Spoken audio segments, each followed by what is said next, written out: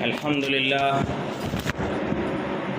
لله نحمده ونستعينه ونستغفره ونؤمن به ونتوكل عليه ونعوذ بالله من شرور أنفسنا ومن سيئات أعمالنا من يهده الله فلا مضل له ومن يضلله فلا هادي له ونشهد أن لا إله إلا الله وحده لا شريك له ونشهد أن سيدنا ومولانا محمدا عبده ورسوله أما بعد أعوذ بالله من الشيطان الرجيم بسم الله الرحمن الرحيم إنا نحن نزلنا الذكر وإنا له لحافظون وقال تبارك وتعالى لو أنزلنا هذا القرآن على جبل لرأيته خاشعا متصدعا من خشية الله وتلك الأمثال نضربها للناس لعلهم يتفكرون صدق اللہ العظیم۔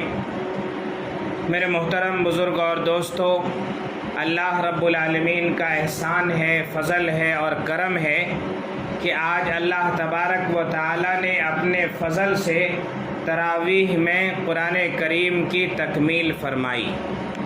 یہ اللہ کا احسان ہے۔ میرے محترم بزرگ اور دوستو، آپ حضرات غور کریں، آج سے پچھلے سال کے رمضان اور اس سے پچھلے سال کے رمضان کے اندر اللہ تبارک و تعالی نے اپنی قدرت پر اپنی طاقت کا مظاہرہ کروایا اور اپنی قدرت کا مظاہرہ کروایا اور پوری دنیا کے انسانوں کو یہ بتا دیا کہ پوری دنیا کے لوگوں، تم اگر میری عبادت نہیں کرو گے تو تمہاری عبادت کی ہم کو ضرورت نہیں ہے۔ آپ نے دیکھا 2 سال پہلے کے رمضان کے اندر پوری دنیا کی مساجد بند تھی، پوری دنیا کے مسجد کے اندر آنے کے لیے لوگ بلبلا رہے تھے، آنے کے لیے لوگ تڑپ رہے تھے، آنے کے لیے لوگ پریشان تھے، لوگ چاہتے تھے کہ کیسے دروازہ کھلے اور ہم اندر چلے جائیں، لیکن اللہ تبارک و تعالی نے اس کی رکاوٹ کے لیے پوری دنیا کے مساجد کو بند کر دیا، اور بند کرنے کے لیے ایک جو وائرس بنایا اللہ تعالیٰ نے، جسے کورونا وائرس کہا گیا، اس وائرس کی حقیقت اگر آپ غور کریں گے تو قلم کے جو قلم ہے، پین ہے، اور اس پین کے بال کے اوپر 1000 وائرس بیٹھ سکتا ہے۔ اتنا چھوٹا وائرس اللہ تعالیٰ نے بھیج کر کے اپنی طاقت کا مظاہرہ کر دیا کہ دنیا کی تمام سائنس، دنیا کی تمام ٹیکنالوجی، دنیا کے تمام بڑے سے بڑے ماہر اور بڑے سے بڑے سائنسداں مل کر کے اللہ تعالیٰ کے اس ایک وائرس کا مقابلہ نہیں کر سکتے۔ بھائیو، بزرگ اور دوستو، ہم سوچیں، ہم غور کریں، اللہ تعالیٰ کا احسان ہے۔ آج شکریہ ادا کرنے کا دن ہے، آج خوشی منانے کا دن ہے کہ اللہ تبارک و تعالیٰ نے اس دن سے، اس مہینے سے اللہ نے ہم کو نجات دی۔ اللہ تعالیٰ نے ہمارے لیے راستے آسان فرمائے کہ مساجد کھول دی گئی اور مسجد کے اندر سکون سے پورے مہینہ ہم عبادت کرتے رہے اور پورے مہینہ روزانہ ہم تراویح پڑھتے رہے۔ یہ اللہ تبارک و تعالیٰ کا بہت بڑا احسان، اللہ تعالیٰ کا بہت بڑا کرم، بہت بڑا فضل ہے۔ بھائیو، بزرگ اور دوستو، اللہ تبارک و تعالیٰ نے ہم سب کو جس مقصد کے لیے بنایا ہے وہ اللہ کی بندگی اور اطاعت ہے۔ اللہ تبارک و تعالیٰ ایسی ذات ہے، پوری دنیا مل کر، پوری دنیا کے انسان مل کر، پوری دنیا کے مخلوق مل کر، پوری دنیا کی ساری چیزیں مل کر اللہ تبارک و تعالیٰ کی عبادت کرتی رہے، اللہ کے ذکر کرتا رہے، اللہ کی خوبیاں بیان کرتا رہے، اللہ تعالیٰ کی حمد و ثنا بیان کرتا رہے، اللہ تعالیٰ کی تعریفیں کرتے رہیں، تو بھی میرے محترم بزرگ اور دوستو، اللہ تبارک و تعالیٰ کی بزرگی میں، اللہ تعالیٰ کی عظمت میں، اللہ تعالیٰ کی شان میں، اللہ تعالیٰ کی کبریائی میں، اللہ تعالیٰ کی بڑائی میں، اللہ تبارک و تعالیٰ کی قدرت میں کسی طرح سے کوئی اضافہ نہیں ہو سکتا۔ اللہ تعالیٰ تو بے نیاز ہے، اور پوری دنیا کا ایک ایک ذرہ، ایک ایک پتا، ایک ایک انسان، ایک ایک مخلوق، ایک ایک چرندے، ایک ایک پرندے، ایک ایک درندے، ایک ایک اڑنے والے، اور اسی طریقے سے زمین میں رینگنے والے، زمینوں کے اندر رہنے والے، آسمانوں کے اندر رہنے والے، زمینوں کے اوپر رہنے والی تمام مخلوقات مل کر کے اللہ تبارک و تعالیٰ کے سامنے اللہ کی شان میں کفر کرنے لگ جائیں، شرک کرنے لگ جائیں، برائی بیان کرنے لگ جائیں، اللہ کے اور اللہ کے رسول کی شان میں گستاخی کرنے لگ جائیں، تو بھی اللہ تعالیٰ کی شان میں ذرہ برابر کمی نہیں آئی۔ میرے بھائیو بزرگ اور دوستو، اللہ تبارک و تعالیٰ کا احسان ہے کہ اللہ تبارک و تعالیٰ نے ہم سب سے محبت فرمایا، اللہ تعالیٰ ہمیں پیار کرتا ہے، اللہ تعالیٰ ہمیں چاہتا ہے، اللہ تعالیٰ ہم سے محبت کرتا ہے، اس لیے اللہ تعالیٰ نے اپنے گھر میں آنے کی توفیق دی۔ اللہ نے احسان فرمایا۔ رمضان المبارک کا مبارک مہینہ آخری عشرے میں ہے، بالکل 2-3 دن باقی ہے گزرنے کو، اور آج کی جو رات ہے میرے محترم بزرگ اور دوستو، اللہ کے نبی صلی اللہ علیہ وسلم نے کئی حدیثوں میں بیان فرمایا ہے کہ آج کی رات میں قوی امکان ہے، زیادہ امکان ہے کہ آج کی رات شب قدر ہو جائے۔ ویسے تو پہلے عشرے کے اندر بھی، دوسرے عشرے کے اندر بھی زیادہ امکان ہے، پھر تیسرے عشرے کے اندر زیادہ امکان ہے، اور یہ جو آخری عشرہ 21، 23، 25، 27، 29 ان راتوں کے اندر امکان ہے، لیکن ان راتوں میں بھی سب سے زیادہ جو امکان ہے شب قدر کا 27ویں شب کے اندر امکان ہے۔ آج کی رات عبادت کی رات ہے، آج کی رات قرآن کی رات ہے، آج کی رات دعاؤں کی رات ہے، آج کی رات اللہ سے مانگنے کی رات ہے، آج کی رات اپنے دکھڑوں کو اللہ کے سامنے سنانے کی رات ہے، آج کی رات اللہ کے سامنے گڑ گڑانے کی رات ہے، آج اللہ کے سامنے اپنی حاجات، اپنی ضروریات کو رکھنے کا ہے، اپنے اپلیکیشن کو، اپنی درخواست کو اللہ کے سامنے رکھنے کا دن ہے، رکھنے کی رات ہے۔ میرے بھائیوں بزرگ اور دوستو، آج یہ رات نہیں ہے کہ ہم رات بیٹھ کر کے دوستوں کے اندر ادھر ادھر گھوم کر کے اور ادھر ادھر جو ہے باتیں کر کے اپنی رات کو گزار دیں۔ آج کی رات کا ایک ایک سیکنڈ، ایک ایک لمحہ، ایک ایک منٹ اتنا قیمتی ہے کہ اگر آج کی رات گزر گئی اور عبادت کی رات گزر گئی اور ہم عبادت نہیں کر سکے، آج شب قدر ہو گئی اور ہم عبادت نہیں کر سکے، تو میرے محترم بزرگ اور دوستو بڑا بدقسمتی ہوگی، بڑا نقصان ہوگا۔ اس لیے بھائیو بزرگ اور دوستو، اللہ تعالیٰ کا شکر ہے، اللہ کا احسان ہے کہ کورونا وائرس سے اللہ تبارک و تعالیٰ نے کسی طرح سے نجات دیا، اور پچھلے 2 سال جس طریقے سے رمضان میں کنڈیشن تھی، اللہ نے آسانی پیدا فرما دی، اس کے اوپر شکریہ ادا کرنا چاہیے، اور شکریہ ادا کرنے کے ساتھ ساتھ نوافل 2 رکعت جو ہے نفل شکرانے میں اللہ کا ادا کرنا چاہیے۔ دوسری چیز میرے محترم بزرگ اور دوستو، قرآن مقدس اللہ تعالیٰ کی وہ زبردست کتاب ہے جس کی حفاظت کی اللہ تعالیٰ نے ذمہ داری لی ہے۔ قرآن مجید کی جو آیت میں نے آپ کے سامنے شروع میں پیش کی ہے، پہلی آیت کے اندر اللہ تعالیٰ فرماتے ہیں کہ اِنَّا نَحْنُ نَزَّلْنَا الذِّكْرَ وَإِنَّا لَهُ لَحَافِظُونَ، ہم نے اس قرآن کو نازل کیا ہے اور اس قرآن کی ہم ہی حفاظت کرنے والے ہیں۔ پوری دنیا کے اندر جب سے حضرت آدم علیہ السلام اس دنیا میں آئے اور قیامت تک کوئی کتاب ایسی نہیں ہے، اس سے پہلے سینکڑوں کتابیں آئی، آسمانی کتابیں بھی آئی، موسیٰ علیہ السلام کے اوپر اترنے والی کتاب اور صحیفے، عیسیٰ علیہ السلام کے اوپر اترنے والی کتاب، حضرت داؤد علیہ السلام کے اوپر اترنے والی کتاب، اس سے پہلے انبیاء کرام علیہ السلام کے اوپر اترنے والے صحیفے، چھوٹی چھوٹی کتابیں، تمام کی تمام کتابوں کے اندر تحریف ہو گیا، تبدیلی ہو گئی، اس کے اندر چینجز ہو گئے، لیکن اللہ نے قرآن کے بارے میں فرمایا، پچھلی کسی کتاب کے بارے میں نہیں فرمایا کہ ہم نے اس کتاب کو نازل کیا ہے اور ہم اس کی حفاظت کریں گے،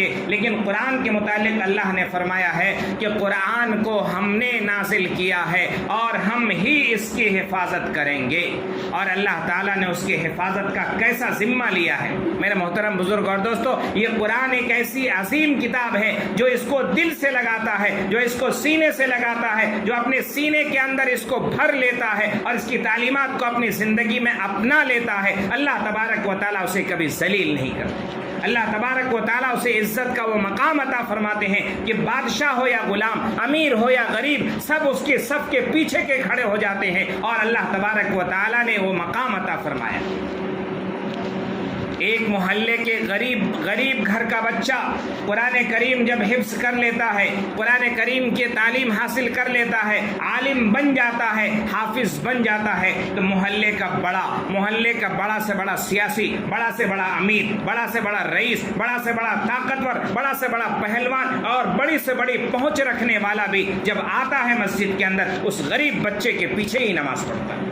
یہ اللہ تبارک و تعالیٰ کا کمال ہے، اللہ تبارک و تعالیٰ کی قدرت ہے، اللہ تعالیٰ کی، آپ دیکھو جس طریقے سے اللہ تبارک و تعالیٰ مصلی کے اوپر کھڑا کر کے آگے امامت کرواتا ہے۔ اللہ تعالیٰ چاہتے ہیں کہ پوری دنیا کا انسان اگر وہ بڑا بننا چاہے تو اس کو قرآن کو اپنی زندگی سے لگائے، قرآن کی تعلیمات کے اوپر عمل کرے، قرآن جو کہتا ہے اس کو سنے سمجھے، اس کے اوپر عمل کرے، اور جب جا کر وہ عمل کرے گا اللہ تعالیٰ اسے وہ بلندی عطا فرمائیں گے۔ قرآن مجید کے اندر اللہ فرماتے ہیں یرفع اللہ الذین آمنوا منکم والذین اوتوا العلم درجات، اللہ تبارک و تعالیٰ ان لوگوں کو بلند مرتبہ عطا کرتے ہیں، بلندی عطا فرماتے ہیں، اعلیٰ درجہ عطا فرماتے ہیں جنہوں نے ایمان لایا اور علم اللہ تعالیٰ نے ان کو عطا فرمایا۔ جن کو اللہ علم دیتا ہے علم کے اندر بلندی عطا فرماتا ہے۔ آج اللہ کا احسان ہے، اللہ کا فضل ہے کہ قرآن مجید اللہ تبارک و تعالیٰ نے ہم سے مکمل فرمائی، اور قرآن مجید کے تکمیل کے وقت حدیثوں کے اندر آتا ہے، اور حضور پاک صلی اللہ علیہ وسلم کے زمانے سے لے کر آج تک کہ تکمیل قرآن کے بعد چاہے وہ تراویح میں مکمل کی جائے یا قرآن کریم کی تلاوت کر کے قرآن مکمل کیا جائے، یا یہ ہے کہ بچہ حفظ کر کے قرآن کریم مکمل کرے، تکمیل قرآن کے بعد جب بھی جو بھی دعا کی جاتی ہے قرآن کریم کے مکمل ہونے کے بعد، جب بھی جو بھی جہاں بھی جیسی بھی دعائیں کی جاتی ہے اللہ تعالیٰ دعا کو قبول کرتے ہیں۔ آج دعا کی قبولیت کا بھی دن ہے۔ اللہ تبارک و تعالیٰ آج کی رات حدیث کے اندر آتا ہے جب لیلۃ القدر کی رات ہوتی ہے تو اس دن مغرب کے وقت سے ہی ٹھنڈی ہوائیں چلنے لگتی ہیں، اس دن مغرب کے وقت سے ہی سورج غروب ہونے کے بعد اللہ تعالیٰ کے فرشتے کروڑ کی تعداد میں زمین کے اوپر اتر جاتے ہیں، اور جہاں دیکھتے ہیں کوئی دعا کر رہا ہے، جہاں دیکھتے ہیں کوئی ذکر کر رہا ہے، جہاں قرآن کی تلاوت کرنے والے کو پاتے ہیں، جہاں نمازوں کا اہتمام کرنے والوں کو پاتے ہیں، جہاں سجدے میں گرے ہوئے لوگوں کو پاتے ہیں، ان کی ایک ایک بات پر ایک ایک دعا پر آمین فرشتے کہتے رہتے ہیں، اور یہ سلسلہ فجر کی اذان کے وقت تک چلتا رہتا ہے۔ اور حدیث کے اندر آتا ہے اللہ کے نبی نے فرمایا محروم ہے وہ انسان جو شب قدر اور رمضان کی راتوں کو پائے اور رو کر کے اللہ کے دربار میں معافی مانگ کر کے اپنی مغفرت نہ کروا لے، وہ بدبخت ہے انسان۔ میرے محترم بزرگ اور دوستو، اللہ کا احسان ہے کہ اللہ تبارک و تعالیٰ نے ہمیں عبادت کی توفیق عطا فرمائی، اپنی بندگی کی توفیق عطا فرمائی، رمضان کے روزے رکھنے کی توفیق عطا فرمائی، رمضان کے روزے کے ساتھ ساتھ نمازوں کے اہتمام کی توفیق عطا فرمائی، اللہ تبارک و تعالیٰ نے ذکر و اذکار کی توفیق عطا فرمائی، تراویح کی توفیق عطا فرمائی۔ اس قرآن کی عظمت اور قرآن کی برکت سے ایک چھوٹے سے لگاؤ کی وجہ سے اللہ مغفرت فرماتے ہیں۔ شیخ مولانا ذوالفقار نقشبندی دامت برکاتہم پڑوس کے ملک کے زبردست عالم ہیں اور پوری دنیا کے زبردست بزرگ ہیں، پوری دنیا کے لندن میں رہتے ہیں۔ وہ فرماتے ہیں پوری دنیا کے اندر جو ہے وہ ان کا سفر ہوتا ہے، اور ہمیشہ پوری دنیا کے اندر اصلاحی چیزیں سفر ہوتی ہیں، اور یوٹیوب کے اوپر ان کے ہزاروں کی تعداد میں ان کے ویڈیوز ان کے بیانات ہیں۔ پیر ذوالفقار نقشبندی دامت برکاتہم فرماتے ہیں کہ پاکستان کے اندر ایک چرواہا تھا، اور وہ چرواہا ایک بڑے امیر صاحب کے، بڑے ذمہ دار اور بڑے دیندار اور بڑے امانت دار بڑے رئیس کے گھر کے اندر جو ہے وہ بکریاں چرایا کرتے تھے۔ آج سے کئی سال پہلے کی بات ہے، وہ بکریاں چرایا کرتا تھا۔ وہ چرواہا جو ہے غریب تھا، چرواہا بکریاں چرایا کرتا تھا اور پڑھا لکھا نہیں تھا، جاہل تھا، یہاں تک کہ قرآن بھی پڑھا لکھا نہیں تھا، کوئی اور لینگویج بھی پڑھا لکھا نہیں تھا، لیکن اپنے شیخ کو اور اپنے مالک کو دیکھتا تھا کہ وہ روزانہ قرآن کی تلاوت کرتے ہیں، تو لہٰذا اس نے یہ کہا کہ جیسے رمضان کا چاند نکلا اس نے روزہ رکھنا شروع کیا، روزہ رکھنا شروع کیا۔ صبح بکریاں چرانے چلا جایا کرتا تھا، شام میں آتا تھا بکریاں باندھ کر کے اور نہا دھو کر کے پھر نماز پڑھتا تھا۔ نماز پڑھنے کے بعد جو ہے پھر جب رات ہوتی تھی تو رات کی تنہائی میں جب سب لوگ سو جاتے تھے عشاء کی نماز کے اور تراویح کے بعد، وہ قرآن ہاتھ میں لیتا تھا اور ایک کونے میں بیٹھ جاتا تھا۔ جس مکان میں رہتا تھا، جس کمرے میں رہتا تھا، اس کے ایک کونے میں بیٹھ جاتا تھا، اسے پڑھنا نہیں آتا تھا، اور قرآن پاک کی ایک ایک صفحے کو، ایک ایک پیج کو کھولتا تھا اور ہر پیج پر ہاتھ پھراتا تھا، اور ہاتھ پھراتے ہوئے کہتا تھا اللہ اس کے اندر جو بھی کہا سچ ہے، اللہ نے جو بھی کہا سچ ہے، اللہ نے جو بھی کہا سچ ہے، اللہ نے جو بھی کہا سچ ہے۔ اس طریقے سے ایک پارہ مکمل کرتا تھا اور بند کر کے رکھ دیتا تھا۔ اس طریقے سے اس نے مکمل کیا۔ ایک بزرگ اس زمانے میں تھے، اس بزرگ نے اس بچے کو، اس نوجوان کو، اس چرواہے کو خواب میں دیکھا۔ اس چرواہے کو اس بزرگ نے خواب میں دیکھا کہ وہ جنت میں ٹہل رہا ہے، جنت میں ٹہل رہا ہے، تو اس نے کہا کہ بھائی بزرگ نے پوچھا بھائی تو فلاں آدمی کا چرواہا تھا، تو غریب آدمی ہے، تو جنت میں کیوں چل رہا ہے؟ انہوں نے کہا کہ حضرت پتہ نہیں اللہ تعالیٰ کو میری کون سی ادا، کون سی بات، کون سی حرکت اور کون سی دل کی طلب مجھے اللہ کو پسند آ گئی اور اللہ نے ہمارا بیڑا پار کر دیا۔ اور پھر جو ہے اس نوجوان نے بتایا کہ کس وجہ سے اللہ تعالیٰ نے میرا بیڑا پار کیا۔ جب میری موت ہوئی، مجھے اللہ کے دربار میں پیش کیا جانے لگا تو اللہ تبارک و تعالیٰ نے کہا کہ اس نے میرے کلام سے اتنی محبت کی ہے کہ ایک ایک بات کو کہا ہے کہ اس کے اندر جو بھی ہے سچ ہے، جو بھی ہے سچ ہے، اور میرے سچا ہونے کی پورے مہینے اور قرآن کی ایک ایک آیت پر انگلی رکھ کر اس نے گواہی دی ہے، لہٰذا اس گواہی کی وجہ سے میں اس کی مغفرت کرتا ہوں اور اس کے لیے جنت کا فیصلہ کرتا ہوں۔ میرے بھائیوں، بزرگوں اور دوستو، جب قرآن کو نہیں پڑھنے والا، قرآن پڑھنا لکھنا نہیں جانتا ہے، وہ قرآن پر ہاتھ رکھ کر کہے کہ یہ بھی سچ ہے، یہ بھی سچ ہے، یہ بھی حق ہے، یہ بھی برحق ہے، تو اللہ تعالیٰ اس کی مغفرت کر دیتے ہیں۔ ہم جو قرآن پڑھنے والے ہیں، ہم جو قرآن سننے والے ہیں، یقین جانیے اللہ تعالیٰ ہماری ضرور بضرور مغفرت کریں گے۔ آج کی رات مغفرت کی رات ہے، آج کی رات اللہ سے مانگنے کی رات ہے۔ میرے محترم بزرگ اور دوستو، آج کی رات میں اللہ تبارک و تعالیٰ بہت سارے لوگوں کی مغفرت نہیں کرتے۔ ان میں سے ایک ہے شرک کرنے والا، دوسرا ہے ہمیشہ شراب کا عادی، تیسرا ہے زنا کار، چوتھا ہے ماں باپ کی نافرمانی کرنے والا، چوتھا ہے اور پانچواں ہے چغل خوری کرنے والا، چھٹا ہے خیانت کرنے والا۔ میرے محترم بزرگ اور دوستو، ان بری عادتوں سے اپنے آپ کو بچائیں۔ اللہ کے نبی صلی اللہ علیہ وسلم نے فرمایا وہ آدمی جو خیانت کرتا ہے، وہ آدمی کسی کی امانت کو خرد برد کرتا ہے، وہ کسی کی امانت کو ضائع کرتا ہے، اللہ کے نبی صلی اللہ علیہ وسلم فرماتے ہیں لا ایمان لمن لا امانت لہ، اس کا ایمان نہیں ہے جس کی زندگی میں امانت داری نہیں ہے۔ اور امانت لوگ کس کو سمجھتے ہیں؟ کسی نے کوئی سامان کسی کے پاس رکھ دیا، یہ امانت ہے۔ کسی نے کوئی پیسہ کسی کے پاس رکھ دیا، یہ امانت ہے۔ کسی نے کوئی چیز کسی کے پاس رکھ دی، یہ امانت ہے۔ کسی نے کوئی کاغذات کسی کے پاس رکھ دیا، یہ امانت ہے۔ یہی امانت نہیں ہے، بلکہ میرا محترم بزرگ اور دوستو، علماء فرماتے ہیں، بزرگان دین فرماتے ہیں، اللہ والے فرماتے ہیں کہ کوئی دوست کسی کی راز کی بات کو سن لیا، یہ بھی اس کے لیے امانت ہے، کہیں اس کی راز کی بات کو ظاہر نہیں کرے۔ کسی شخص نے کسی دوست کی عیب کی بات، برائی کی بات سن لی، اور اس کے لیے حق ہے کہ وہ کسی اور کے سامنے جو ہے اس کو ظاہر نہیں کرے۔ اگر ظاہر کرتا ہے تو یہ خیانت کرتا ہے، اور خیانت کرتا ہے تو اس کے ایمان کا خطرہ ہے۔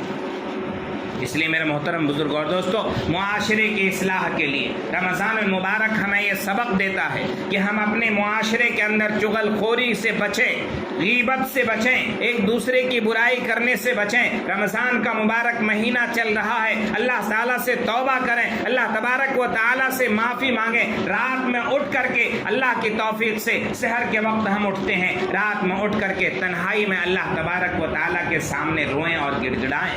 میرا محترم بزرگ اور دوستو، اللہ تعالیٰ رونے والوں کو پسند کرتے۔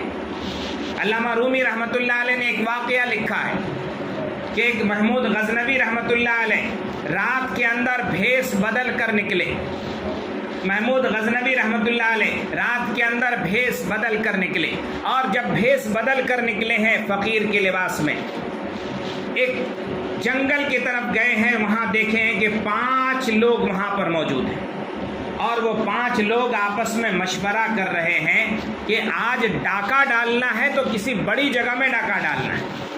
وہ 5 بڑے بڑے چور تھے، بڑے بڑے ڈاکو تھے، اور ان کا سوچ یہ تھی کہ آج بڑی جگہ ڈاکہ ڈال کر کے کچھ مہینے کچھ سال تک سکون کے ساتھ بڑی رقم ہاتھ آ جائے گی، بڑی چیزیں مل جائیں گی، بڑے خزانے مل جائیں گے، تو سکون سے زندگی گزرے گی۔ اب یہ جو ہے محمود غزنوی رحمۃ اللہ علیہ بھیس بدل کر اس جگہ سے گزر رہے ہیں۔ انہوں نے کہا بھائی آپ لوگ کون ہیں؟ انہوں نے کہا کہ ان لوگوں نے کہا کہ بھائی آپ کون ہو؟ انہوں نے حکمت سے جواب دیا کہ میں بھی تم میں سے ہی ہوں، میں بھی تمہارے جیسا ہوں، میں تم میں سے ہوں۔ انہوں نے کہا چلو 5 سے 6 بھلے ہو گئے۔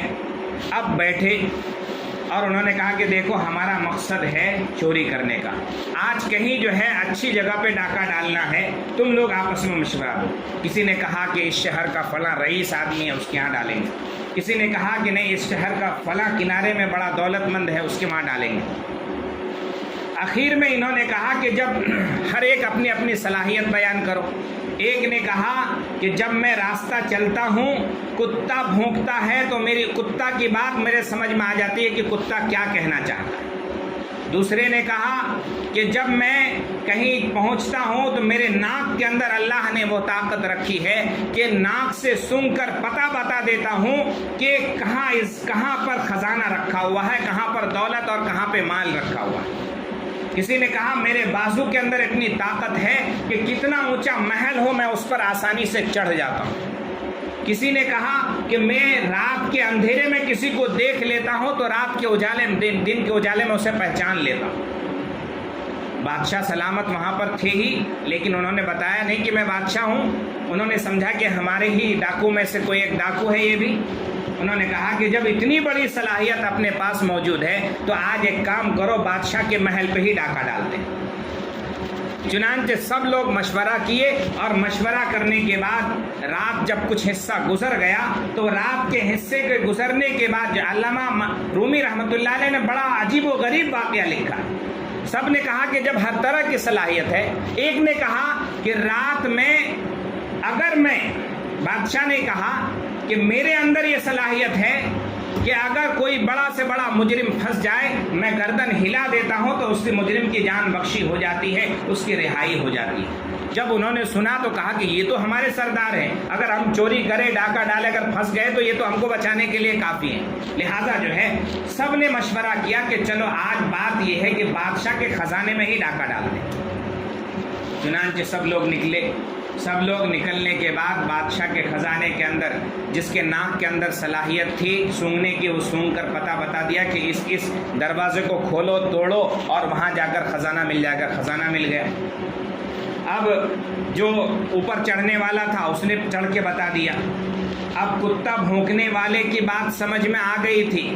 کتا بھونکنے والے کو کتا بول رہا تھا کہ دیکھو جہاں تم ڈاکہ ڈالنے جا رہے ہو بادشاہ کے خزانے میں، بادشاہ بھی تمہارے ساتھ ہے۔ لیکن اس کو جنون سوار تھا کہ بھائی ڈاکہ تو ڈالنا ہی ہے، اس نے بولا نہیں۔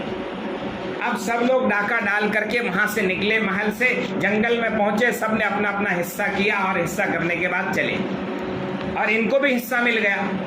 جو بادشاہ سلامت تھے، جو بھیس بدل کر گئے تھے، ان کو بھی حصہ مل گیا۔ آخر میں جاتے جاتے سب ایک دوسرے سے سلام دعا ہوئی کہ چلو ٹھیک ہے، اچھا ہوا ہم لوگ کامیاب ہو گئے، نکل گئے۔ انہوں نے کہا کہ دیکھو کل پھر اپنی ملاقات ہوگی، اللہ نے چاہا۔ اتنا سن کر سب بغیر دھیان دیے ہوئے آرام سے نکل گئے۔ آرام سے نکلنے کے بعد جو ہے بادشاہ اتنی دیر میں پہچان لیا کہ یہ کہاں رہتا ہے، یہ کون سے محلے میں رہتا ہے، یہ کون سے علاقے میں رہتا ہے، یہ کہاں ہے۔ اتنی دیر میں بادشاہ نے سمجھ لیا۔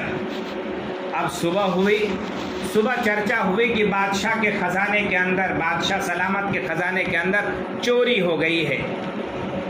چوری ہو جانے کے بعد بادشاہ نے صبح اٹھ کر کے جب یہ شور مچا کہ چوری ہو گئی تو بادشاہ نے اپنے فوجیوں کو بھیجا، اپنے سپاہیوں کو بھیجا کہ یہ آدمی یہ جو 5-7 لوگ تھے سب کو پکڑ کے لے کے آؤ۔ اب جب تک وہ لوگ رات میں چوری کر کے گئے ہوئے تھے اور بڑے خراٹے کی سکون کی نیند سو رہے تھے اور یہاں سے سپاہی اور پولیس پہنچی اور اس کو ہاتھ میں ہتھکڑی ڈال کر لے کر آ گئی۔